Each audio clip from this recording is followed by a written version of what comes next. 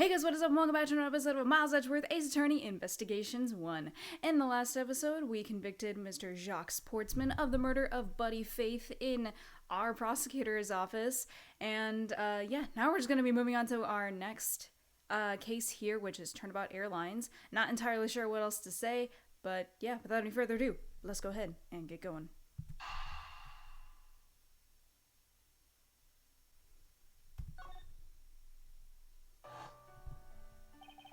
The murder that occurred in my office. The return of the great thief Yatakarasu. Thinking back, everything began on that fateful day 2 days ago.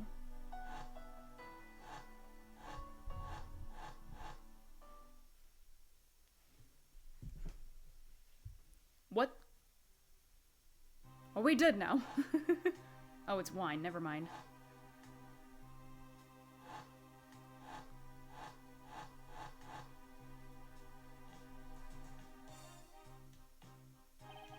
Yes, everything began high up in the air, 9,000 feet in the air to be precise.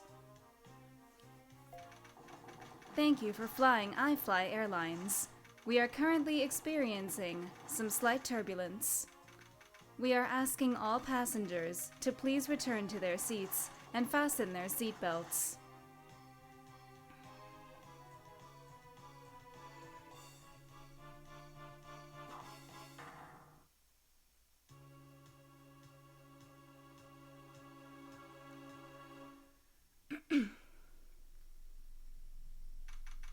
Well, that's certainly an intro. March 12th, 6:13 a.m. Flight I-390, first floor lounge.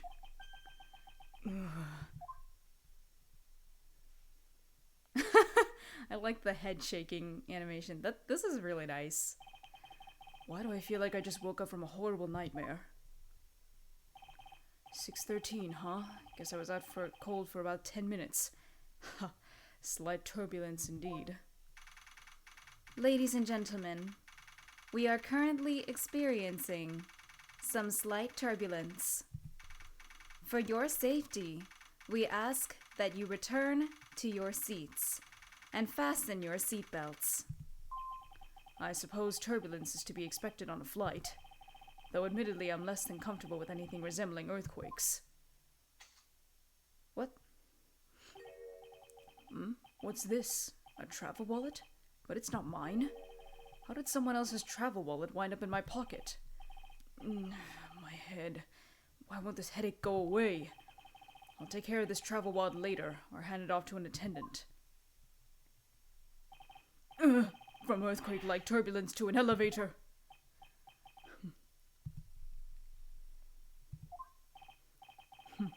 What am I doing hesitating like this?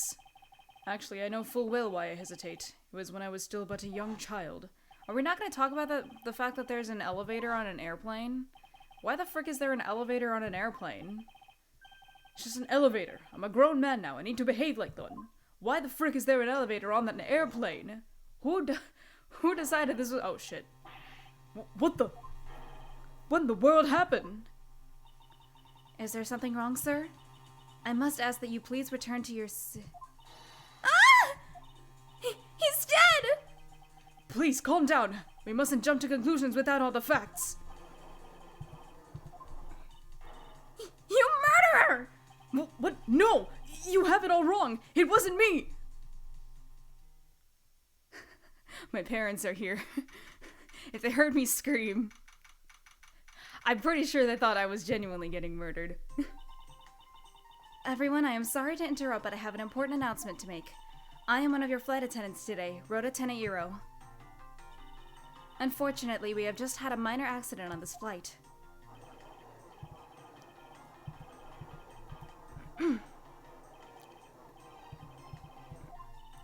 Everyone, please calm down. There's no reason to panic. This flight will stay on course and make its scheduled landing. We are still currently in the middle of a rough patch of turbulence. So until we are out of this area of turbulence, I ask that you please remain seated. Please, there is no need to feel threatened. We have already apprehended the culprit. No, you haven't.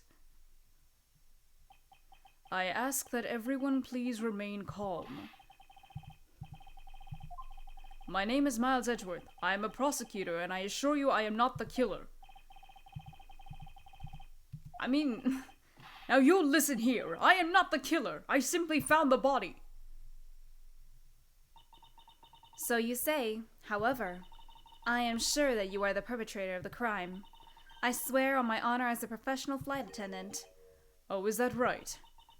I know what I saw. And there's even very strong incriminating evidence to back me up. What kind of incriminating evidence is she talking about? We've already alerted the proper authorities at our destination. Until we land, you will remain in our custody by the powers vested in our captain. I'm very sorry, but please understand our situation. Your situation? I'm more concerned with mine and the direction it's going in. I'm not about to just sit idly by while I get accused of murder. Miss Tenehiro, is it?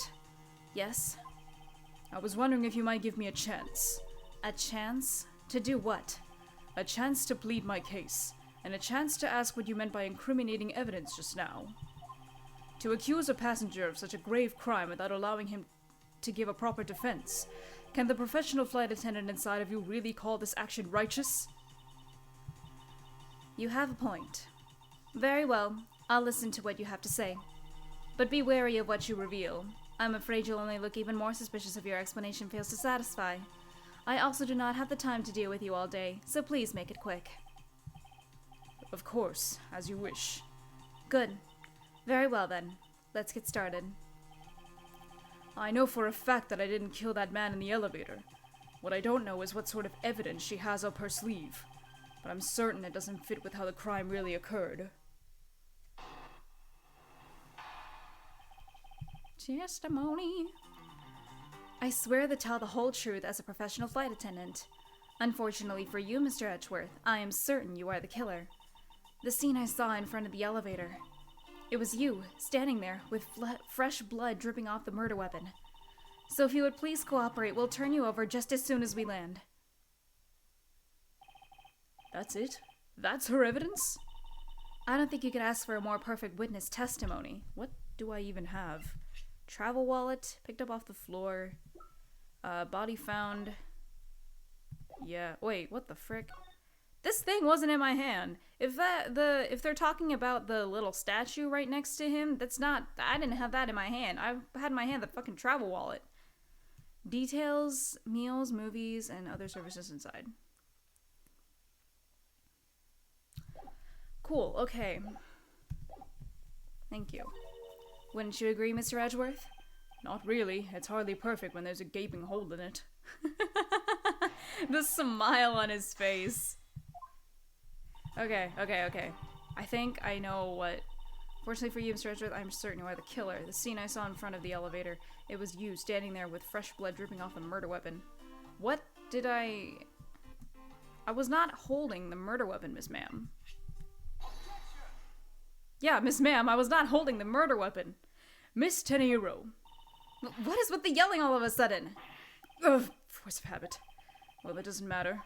Miss Tenehiro, you say you saw the murder weapon dripping with blood. Is that correct?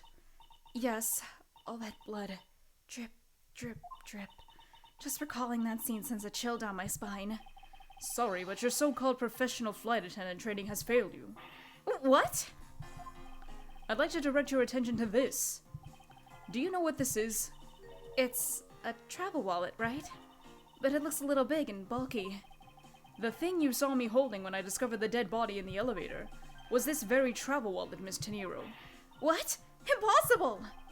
Now then, do you still think I am the killer? That I killed him with a travel wallet? But I saw blood dripping from the wallet. I know I did. As you can see, this wallet is clearly stained.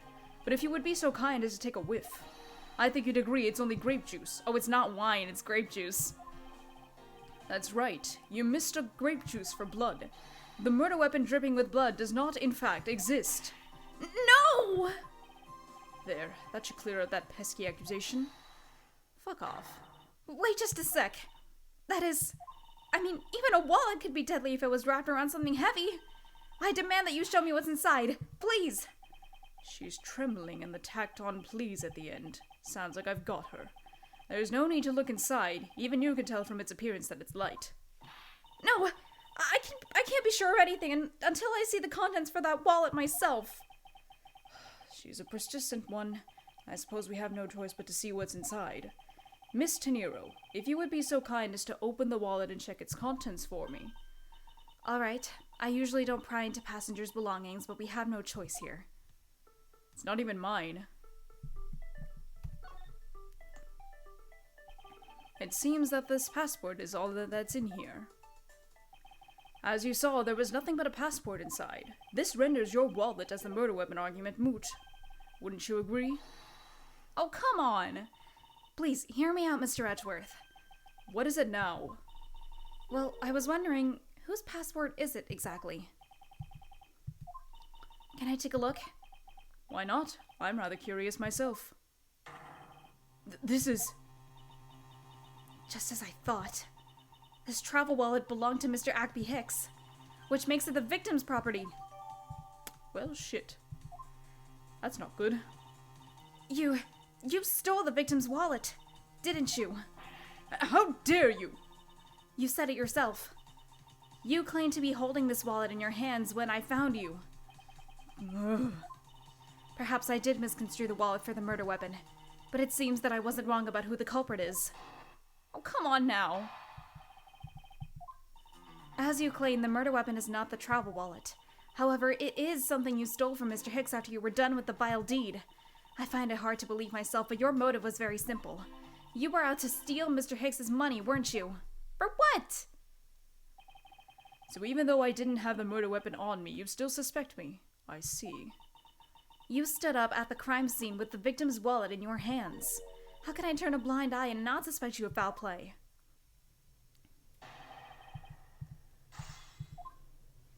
Alright. Okay, yeah. However, it is something you stole from Mr. Hicks after you were done with the vile deed. I did not do it.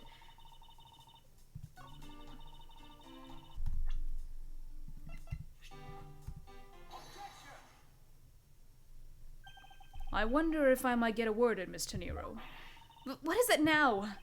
Miss Teniro. I wonder if you notice the contradiction within your own testimony. What are you talking about? It's simply impossible that the motive for this murder was monetary theft. One glance at the crime scene should have told you that. What about this scene would prove that the motive for murder was not the money? The money. If I may direct your attention to the things strewn all over the floor. That's right. The floor is covered in bills and coinage. By your rationale, these were the very things the killer was after. I think we can assume that the wallet fell during the victim's struggle with his killer, and I would think that the killer would have noticed something like money scattering everywhere. Furthermore, as you can see, there was no effort made by the killer to gather the money. But the wallet... Ah, yes, the wallet. You will also recall that the only thing in it was Mr. Hicks's passport. If you are really insisting that it was a crime based on greed, then you're claiming that it was all for an empty travel wallet. I... Forgive me! Please!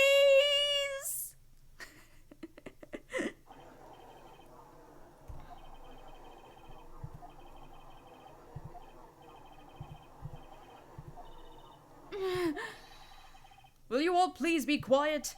Miss Teniro. Yes? You lost your cool when you saw the dead body. Plus, the lounge was dark, and looking into the light from the elevator, it's easy to see how you mistook the wallet in my hand for the murder weapon. I take no offense that you thought I was the killer. Mr. Edgeworth. Thank you for releasing me. What the... What is it now? What? Miss Teniro, if you could please translate, I'd be much obliged. It sounds like Borginian, but I don't understand any of it. There's another attendant on this flight who... I said that he is giving the roundabout. I don't require an interpreter. I speak English just well, see? You, the attendant. Yes, sir? I want this person to be under the arrest until we arrive at the airport. I don't know what accent I'm giving this guy. What is he doing? I'm sorry, sir, but what exactly are you hoping for? What is it you want? I am finished talking to the likes of you. Please, I would like to hear why you would like me to be held under arrest until we land. You! How dare you try to waste my time? You were the one who struck your nose into my affairs. I wanted to spend at least one more second with my precious aunt. I have no time for other things. I know who you are. I see through you. Insolvent. Yes, I am pretty sure that's how you say it in English. Well, I'd hope that I don't dissolve in water, but I don't think that's what you meant. I'm sorry, but I don't think I caught your name. I am Zinc LeBlanc II. I am a very wealthy man in the Bourguignon. But I am not an ordinary rich man. I am an art dealer, a rich seller of beauty. What accent am I giving this guy? Mr. LeBlanc, what did you mean just now? Pardon? When you said that Mr. Edgeworth was giving me the runabout? I have to explain? Unbelievable. I will say it once and only once. I do not even have a second to waste. Time is money, as they say. Yes, and yet you continue to blather on. I saw it, yes I did. I saw the victim go into the elevator, going down to the lounge. It was exactly at 6 o'clock. And what's the significance of that time? At 6, he says. Wait, you saw him at 6? What's the matter, Mr. Edgeworth? He understands, I see. Miss Attendant, what time did you discover the body? Well, it was a little after that patch of turbulence, so I would say around 6:15. Hicks was his name, was it? Then I say that that man Hicks was killed in a 50-minute time span. And the only person in that lounge at the time was this prosecutor, yes?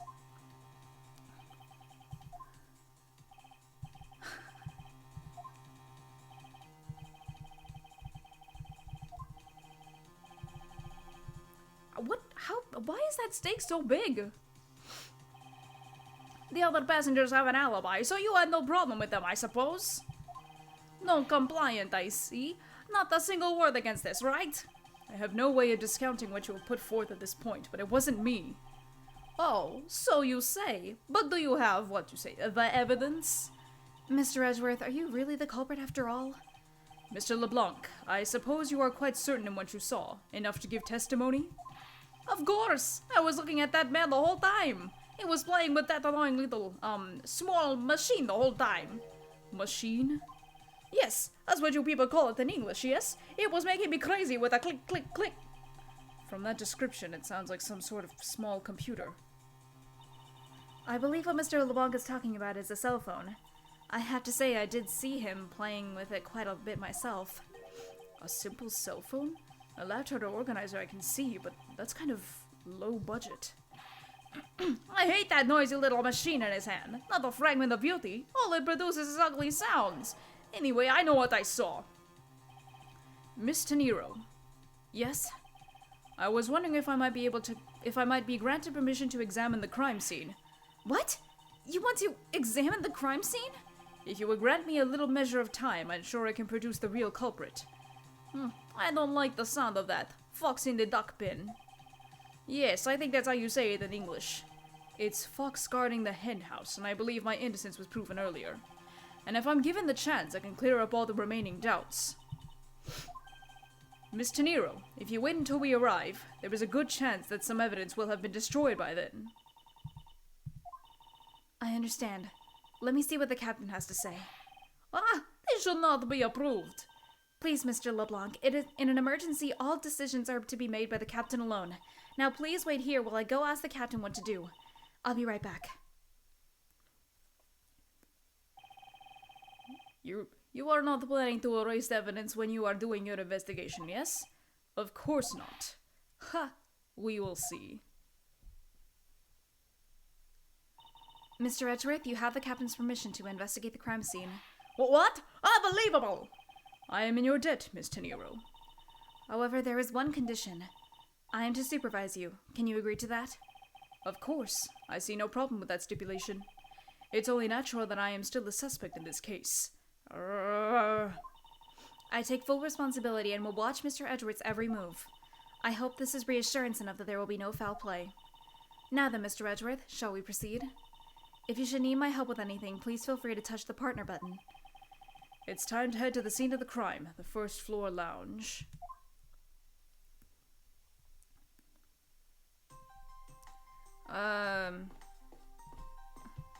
Okay, yeah. I believe it's that way, is it? Yes. March 12th, 7:26 a.m. First floor lounge. I want to thank you for your help back there, Miss Tenero. It was nothing. You should thank the captain for granting you permission. And just so everything is perfectly clear, I still don't trust you to that extent. I don't want you to think your standing with me has changed. I see. I will bear that in mind. I received an order from the captain earlier. He wanted you to know that we reserve the right to stop your investigation if we feel you are not making progress. And when we do, he asks that you please return to your seat at that time. So my time runs out at his and his crew's discretion, does it? I have to find a way to discredit Mr. LeBlanc's testimony before time's up. I understand.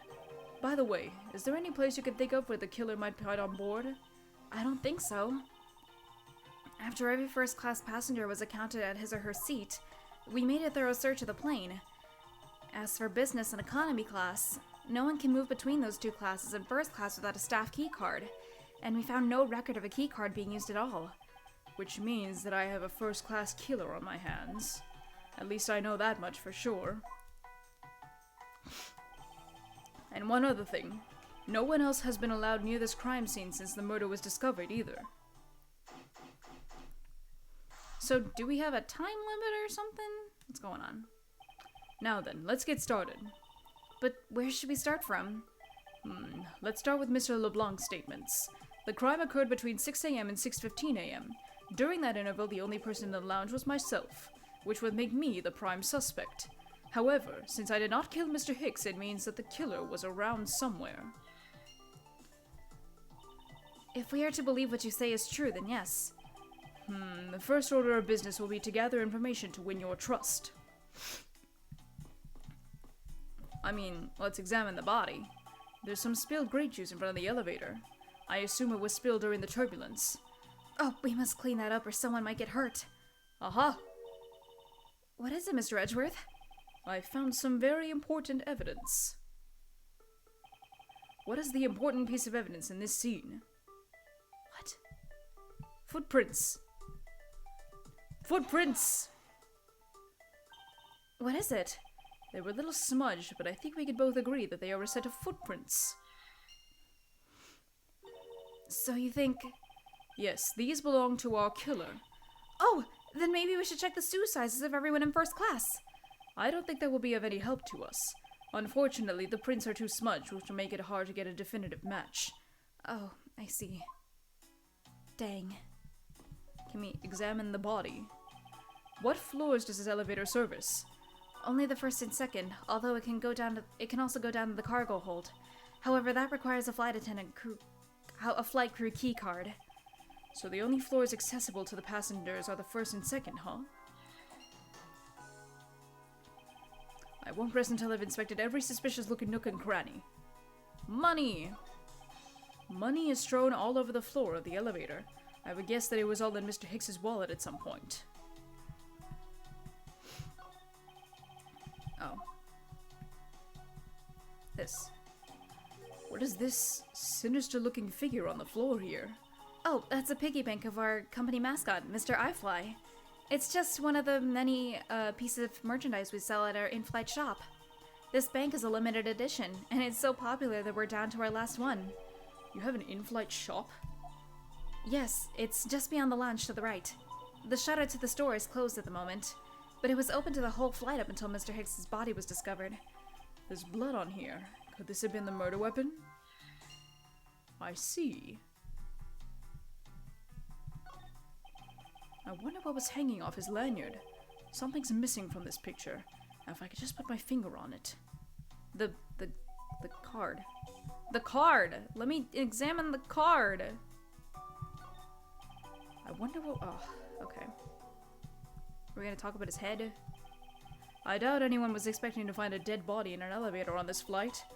So Mr. Hicks, he's really dead? Yes.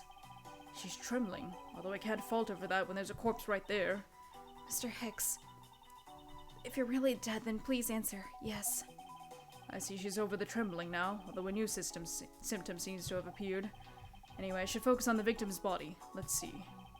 There's blood on the back of Mr. Hicks's head. Could this be the cause of death? He appears to have been struck very hard. Oh, okay. Even his glasses are broken. We have a lot of logic. Let's see if we can connect some of this, right? Okay. Wow, that's a lot of logic. Murder weapon, Mr. If I Fly. And then blunt force trauma.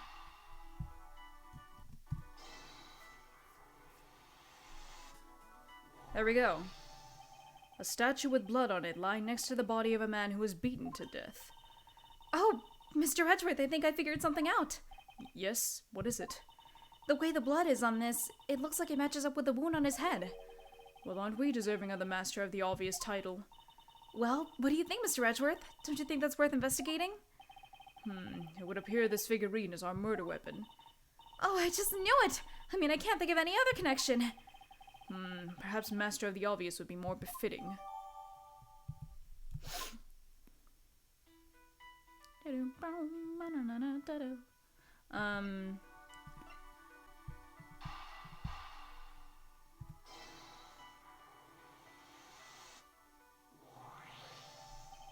True, there wasn't anyone else in the lounge other than myself right before the turbulence. But if the killer was in the elevator along with the victim, then that's a different story. Oh, in the elevator with Hicks. If only I could prove that the killer rode in the elevator with Hicks.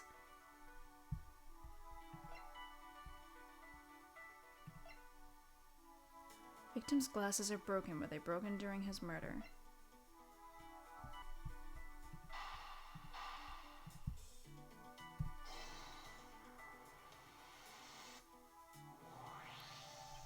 I have it! I'm sorry, but I don't understand, Mr. Edgeworth. I can prove that someone other than myself was here around the time of the murder. What? Really? Yes, it's rather simple, actually. The proof is in the pudding, or rather, the grape juice in this case. Those footsteps here confess to me this very fact, that someone exited the elevator, alive. Seeing as how the victim is dead, that would mean a second person. But couldn't the footprints be from Mr. Hicks himself? Ah, but if you take a look at our victim's shoes, you can see the soles are spotless. Which means...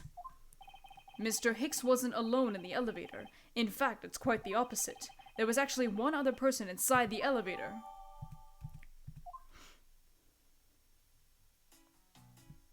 We have more? We have more? You kidding me?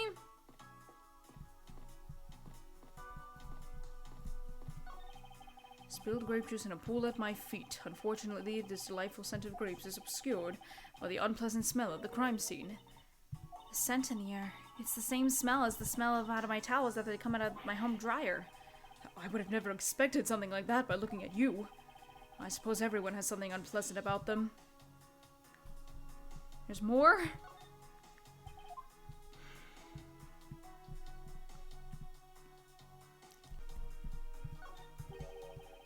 There's something sticking out of his pocket. Hope you won't mind if I take a look at what's inside. It's a picture. It looks like it was taken inside a building somewhere.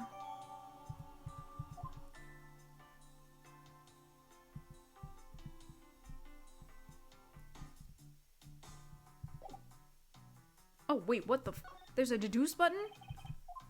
There's a deduce?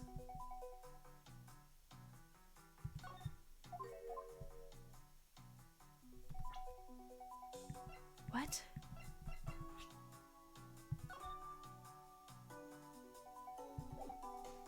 Okay.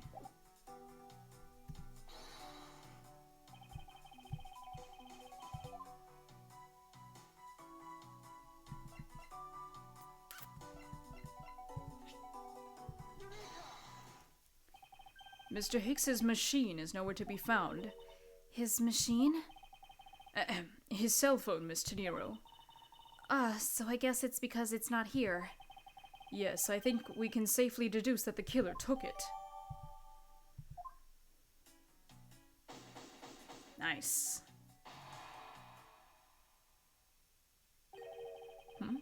What's going on over there? We'll find out next time, because that's where I'm ending it. Alright, that is it for this episode. Roll the end card. Objection! You haven't hit like and subscribe yet! Hold it! You forgot to ring the bell to get notified whenever I upload! Take that! Click here to watch more of my videos! Thank you guys so much for watching, and I'll see you guys in the next episode. Bye-bye!